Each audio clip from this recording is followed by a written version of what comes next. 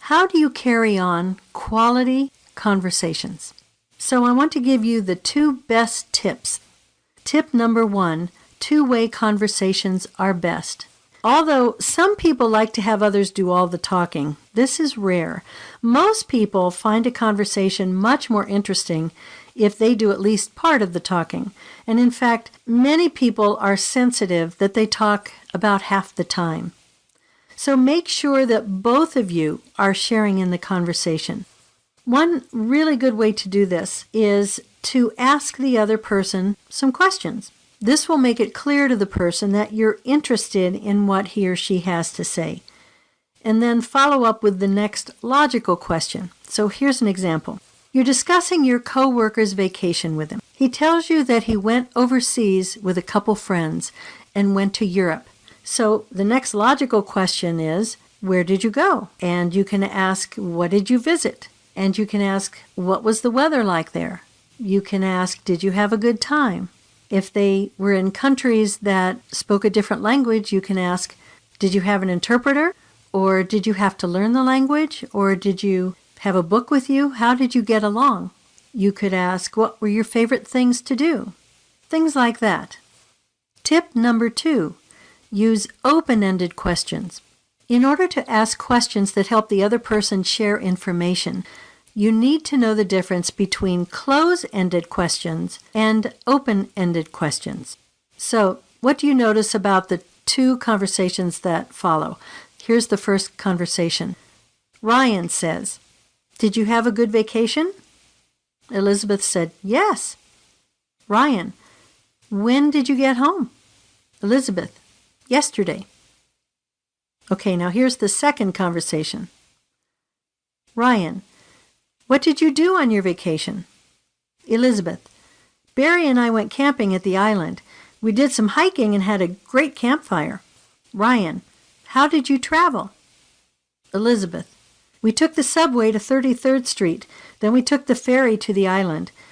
It ended up taking us only an hour each way." Hear the difference?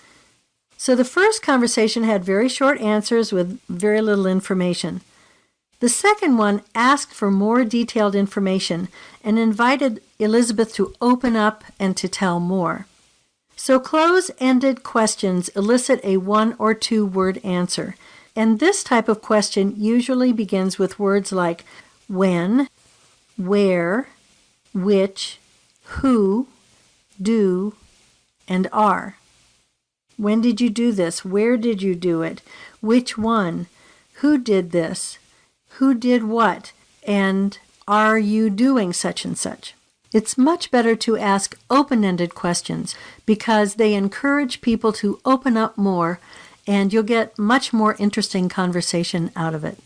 So open-ended questions usually begin with words or phrases that begin with what, how, why, or in what way.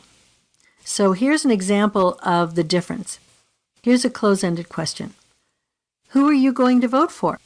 Open-ended. Why are you voting for that candidate?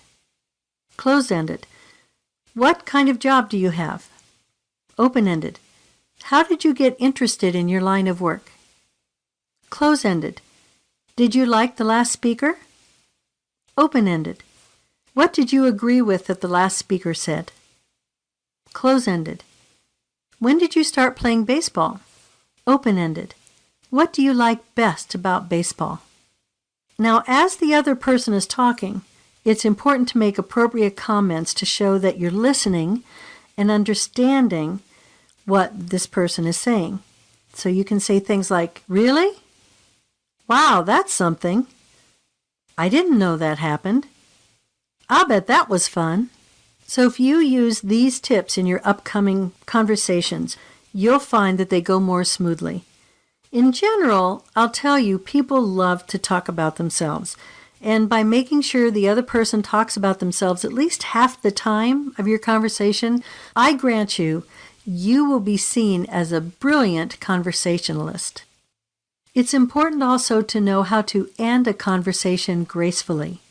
At some point, there is little more that needs to be said, and there's a gap in the conversation. There's a little space of time that nobody's saying anything. Now, this doesn't mean that you're boring or that you're a failure in conversation. It just means it's time to move on to something else or someone else. So here are ways that you can gracefully leave a conversation. Let's say you're at a party. You might excuse yourself to get some more food or to use the restroom. It's been nice chatting with you. I'm still feeling hungry, so I think I'll go to the kitchen and get some more to eat. Or you may say that another person is arriving and you need to catch up with them. At work, of course, you can say that you need to get back to work.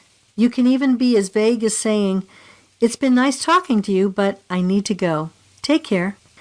Don't be pushy with your conversations, but don't shy away from them either. They're a great way to get to know people and to share who you are with them too. Getting back to finding a mate, once you've made a connection with a person, one of you has to take the initiative to ask for a date. So this is how you can do it. Say, "I've enjoyed talking with you. I'd like to get together with you. Would you like to go out to lunch next week?" It's a good idea to keep the first date short. And so having lunch or coffee in a restaurant is a good way to begin having a longer conversation with them.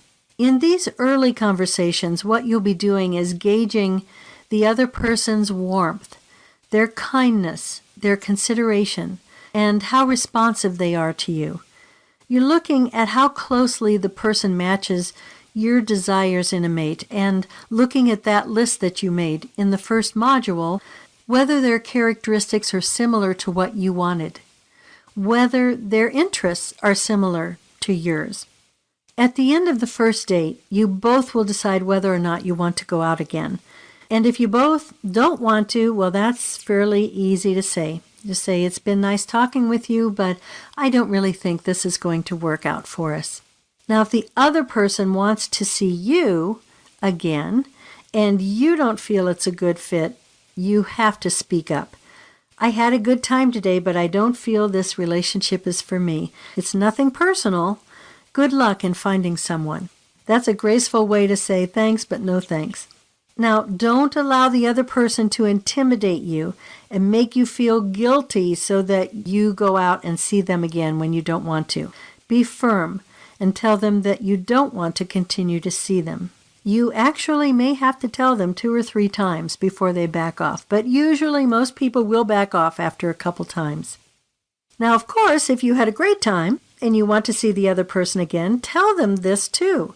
Arrange a time right then and there to meet again so the two of you can continue the conversation and relate to each other to find out if you're truly compatible.